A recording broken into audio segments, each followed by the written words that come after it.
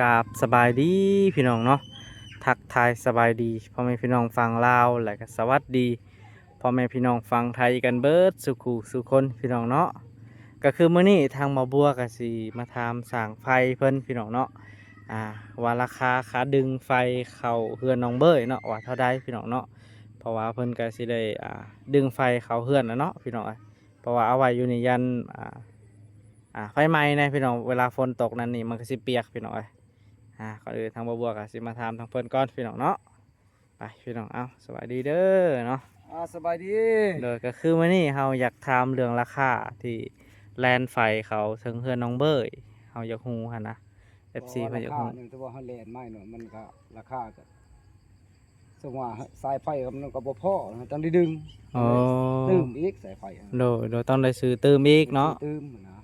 โดยว่าดอกก็ยังบ่พอดอกก็ยังใช้โอ้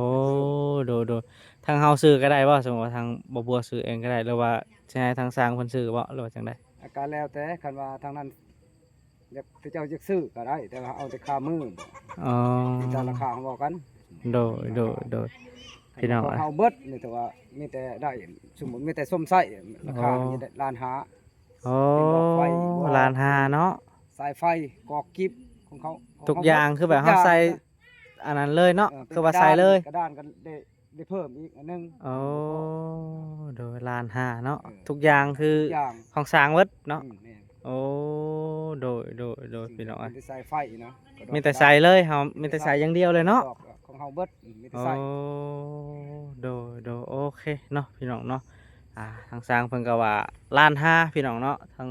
ว่าเพิ่นแลนไฟเรียบร้อยนะเขาไม่ได้ใส่เลยพี่น้องเอ้ยโอ้โดยพี่น้องเอ้ยเพราะว่าทางผู้ใหญ่เพิ่นก็สิให้ใส่5 ดอกเนาะแม่น5 ดอก5 ดอกเนาะดอกไฟพี่น้องเอ้ยมันบ่พอเนาะคันว่าทางผู้ใหญ่เพิ่นโอเคเนาะมีแต่ทางบ่บวกก็สิได้แจ้งเติมอีกเนาะให้มาเฮ็ดมื้ออื่นเลยแม่นสมบ่ตกเพิ่นบ่ค่าเรียกโดยแม่นเอาพี่น้องเนาะมื้อนี้ก็ทางบ่บวกก็ได้ฮู้แล้วเรื่องราคาที่แลนไฟเข้าเฮือนน้องเบ้ยเนาะพี่น้องเอ้ยเพราะว่าให้ทางน้องเพิ่นสะดวกสบายเนาะในการสายไฟพี่น้องเอ้ยพี่น้องเอ้ยสิประมาณนี้เนาะบ่บวกก็มีแต่ทางบ่บวกก็ยังสิได้ปรึกษาทางผู้ใหญ่เพิ่นอีกเนาะว่าเพิ่นโอเคบ่เนาะพี่น้องเอ้ยมีแต่ทางเฮามีแต่ใส่เลยเนาะน้องเบ้ยเพิ่นก็สะดวกสบายแล้วบัดนี้พี่น้องเอ้ยก็สิประมาณนี้พ่อพี่น้องเนาะเอาก็โอเคเนาะเฮาก็ได้ฮู้เรื่องราคาเรียบร้อยเลยพี่น้องเอ้ยพี่น้องเอ้ยไปพี่น้องเนาะก็คือทางบ่บัวก็ได้ถามเรื่องราคาเนาะดึงหรือว่าแลนไฟของน้องเบ้ยเนาะทุกอย่างเพิ่นเบิดเนาะพี่น้องเพิ่นเอานำ1,500,000พี่น้องเนาะพี่น้อง FC คือว่าโอเคบ่พี่น้องเนาะเพราะว่า1,500,000ก็บ่ได้แพงนะพี่น้องเนาะปลาทุกอย่างเพิ่นเบิดพี่น้องมีแต่เฮามีแต่สมสายไฟเลยสะดวกสบายพี่น้องเอ้ยเนาะเพราะว่าเพิ่นว่าสิใส่กระดานทั้งเทิงเนาะกระดานไฟหั่นน่ะแล้วก็ทั้งรูมนำแน่พี่น้องกระดานปิดเปิดหั่นน่ะมันสะดวกสบายพี่น้องเอ้ยพี่น้องก็ดีคือกันเนาะพี่น้องคิดว่าจังใดพี่น้องก็คอมเมนต์มาได้เนาะพี่น้องก็คิดว่ามีแต่ให้เพิ่นเฮ็ดให้เรียบร้อยแล้วนะพี่น้องเนาะเอาพี่น้องก็สามารถคอมเมนต์มาได้เนาะว่าดีหรือบ่ดีพี่น้องเนาะก็คือให้เพิ่นดึงใส่แล้วก็ทางน้องเบยเพิ่นก็สิได้สมใส่สะดวกสบายพี่น้องจะได้มีดอกเนาะเพราะว่าคันว่าซื้อดอกไฟเฟิร์มนี่ก็เพราะว่าดอกไฟเนาะดอกไฟก็จะมีข้างล่างนี่ได้3แล้วพี่น้องเนาะเหลือแต่2บัดนี้เนาะพี่น้องเนาะเหลือแต่2 ดอกได้พี่น้องเขาว่าเพิ่นซื้อนะเพราะว่าอยู่ตารางนี่ได้3แล้วพี่น้องเนาะบ่บัวไม่แต่สิบอกเพิ่นว่าให้ใส่ซื้อแต่2หั่นแหละพี่น้องครับว่าเพิ่นสิซื้อให้พี่น้องสำหรับเพิ่นสิซื้อนะเพิ่นสิใส่เบิดนะพี่น้องพี่น้องเนาะทางบ่บัวก็ยังบ่ได้ถามเนาะยังบ่ได้บอกเพิ่นว่าซื้อเพิ่มประมาณให้เพิ่นซื้อเพิ่ม2 ดอกพี่น้องคันว่าเพิ่นทุกอย่างเพิ่นเบิดนะพี่น้องก็คือไฟก็เพิ่นเบิดเนาะพี่น้องสายไฟเพิ่นก็สิได้ซื้อเพิ่มมาต่ออีกพี่น้องแล้วก็ใส่กระดาษใส่ละลายยางพี่น้อง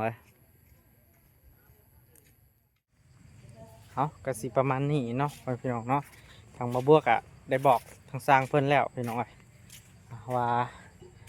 ให้เพิ่นซื้อแต่2 ดอกนะครับว่าเพิ่นสิใส่เพราะว่าดอกเพิ่นก็มีเนาะพี่น้องพี่น้องเนาะหรือว่าจังใดพี่น้องบ่บัวก็สิได้บอกเพิ่นเติม แล้วก็ทางบ่บัวก็สิได้ปรึกษาทางผู้ใหญ่เติมพี่น้องเอ้ยทางสร้างเพิ่นก็มาดึงไฟให้ทางไอ้แก้วมื้อนี้พี่น้อง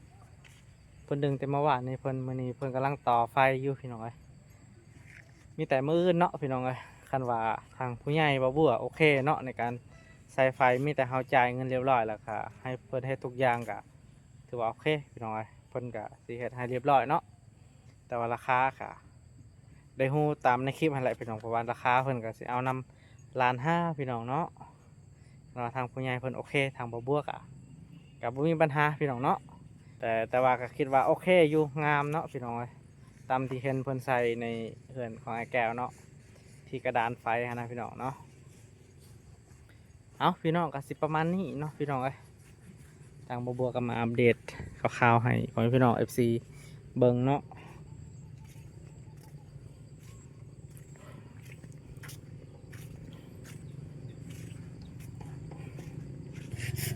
พี่น้องเนาะอันนี้ก็จะเป็นสายไฟของไอ้แก้วเพิ่นพี่น้องเอ้ยตัวนั้นเป็นสายไฟของน้องเบยเพิ่นพี่น้องเนาะต่อไปพี่น้องสิพาพี่น้องมาเบิ่งทางน้องเบยเพิ่น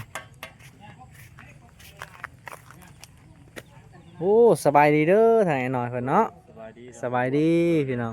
เป็นอะไรมื้อนี้ ทางน้องเพิ่นนั่นเฮ็ดเตา โอ้ คลิปมื้อนี้แม่เนาะ โดยแม่นโอ้เต็มเลยเนาะ เต็มแล้ว ปลาโดไหวอะดิ แม่น ปลาเนาะทางน้องเพิ่นว่าบ่เต็มเด้เพิ่นว่า โอ้เต็มบ่เพิ่น เพิ่นว่าเมื่อกี้หันบ่เต็มเพิ่นว่าแต่สุดท้ายเต็มเซย บอก แม่นว่าโดไหวอะดิพี่น้องเอ้ย ไว้เยอะแล้วตัวหัวพี่หลอนยังบ่ได้ใส่เนาะพี่หลอนเพิ่น ตัวพี่น้อง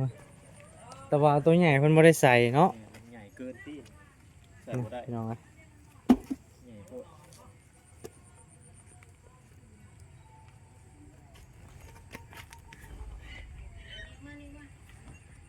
หลอกคาบหลอกงูหลอกคาบงูจกออก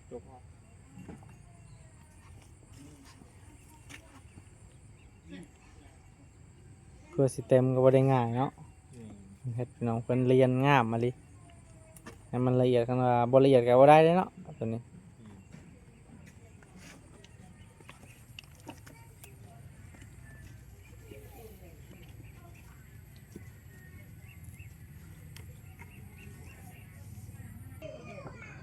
เอากะโอเคพี่น้องเนาะทางบ่าวบัวกำลังจากที่บ่าวบัวได้ทำทางสร้างเพิ่นเนาะ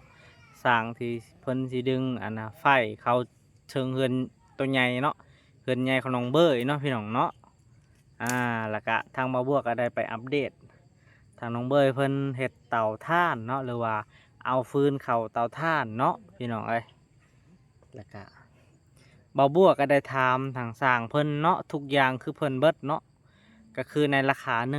1,500,000 กีบพี่น้องเนาะมีแต่ทางบ่อบัวก็ยังสิได้ถามทางผู้ใหญ่อีกเทื่อนึงพี่น้องเนาะถ้าว่าเพิ่นว่าโอเคเลยเนาะทางบ่อบัวก็สิให้ทางสร้างเพิ่นใส่ให้มื้ออื่นพี่น้องเนาะก็สิประมาณนั้นพี่น้องเอ้ยเพราะว่าทางสร้างเพิ่นทุกอย่างคือสร้างเพิ่นสิเฮ็ดให้ทุกอย่างเลยพี่น้องเอ้ยมีแต่เฮามีแต่ใส่เลยสมใส่ได้สบายเลยพี่น้องเอ้ยแต่สำหรับคิดสำหรับบ่อบัวเนาะก็ถือว่าโอเคเนาะพี่น้องเนาะ แต่แบบเราใช้สะดวกสบายเนาะพี่น้องเพราะว่าทั้งเทิงกับเพิ่นกับสิใช้สวิกเนาะหรือว่าเกินไว้ยังพี่น้องเนาะเกินว่ากระดานเนาะพี่น้องกระดาษหั้นนะแล้วก็ทั้งลุ่มแน่เพราะว่าทั้งลุ่มนี่ก็เพิ่นสิใช้ปิดเปิดเนาะสมมติว่าเขาเจ้าสิเปิดในห้องนั่นเนาะเพิ่นก็สามารถปิดในห้องนั่นพี่น้องบ่จำเป็นต้องขึ้นไปเทิงเบิดพี่น้องเพิ่นสิใช้ให้แบบนั้นเนาะ แล้วก็ในห้องน้ำเพิ่นก็สิใช้สวิตช์ปิดเปิดคือกันพี่น้องหรือว่าเขาเอิ้นว่าสวิตช์ว่าพี่น้องตัวเขาปิดเปิดหั้นนะพี่น้องเนาะกะทางบ่บวกคิดว่าโอเคเนาะพี่น้องเนาะกะในการใส่ไฟหรือว่าดึงไฟเข้ามาพี่น้องเนาะก็ดีคือกันพี่น้องเนาะให้ทางน้องเพิ่นสะดวกสบายในการใส่ไฟเนาะหลังจากนั้นเนาะพี่น้องถ้ามันมีงบเนาะบ่บวกก็สิซื้อใส่แบคเกอร์หรือว่าตัว ตัดไฟนะพี่น้องเวลาเกิดอีหยังหรือว่าทั้งน้องเพิ่นเสียบไฟพิษหรือว่าทั้งน้องเพิ่นต่อไฟฟิตเนาะมันก็สิตัดไฟพี่น้องเนาะเพราะว่าในเฮือนบ่บัวเนี่ยบ่บัวเห็นแล้วมื้อนั้นเนาะพี่น้องมันอันตรายแห้งพี่น้องเนาะเนื่อเมื่อเฮาเสียบ ตัวผิดเนาะมันใหม่เลยพี่น้องป้าโรคเป็นตาญาณแฮงพี่น้องเอ้ยแต่ว่าดีได้บ่บัวสติทันบ่บัวก็เลยไปกดออกสันเรียบร้อยพี่น้องเอ้ยตัวพี่น้องไฟนี่อันตรายขนาดพี่น้องเนาะบ่บัวเห็นแล้วก็อันตรายเพราะว่าบ่บัวก็มีคือการสวิกเกอร์หรือว่าตัวมอตัดนะพี่น้องเอ้ยแต่ว่าคือสิมันตายเนาะพี่น้องเนาะเพราะว่ามันบ่ได้ตัดโดนมันก็ตายเนาะคิดว่าพี่น้องเอ้ยเอาพี่น้องเนาะสำหรับคลิปนี้ทางเบาบัวก็สิได้ปิดคลิปไว้เพียงสำนี้ก่อนพี่น้องเนาะก่อนอื่นก็อย่าลืมฝากกดไลค์กดติดตามให้ในเด้อเพื่อนพี่น้องเนาะเอาสำหรับคลิปนี้เบาบัวก็สิขอกล่าวคำว่าสบายดีเด้อเพื่อนพี่น้องเอ้ย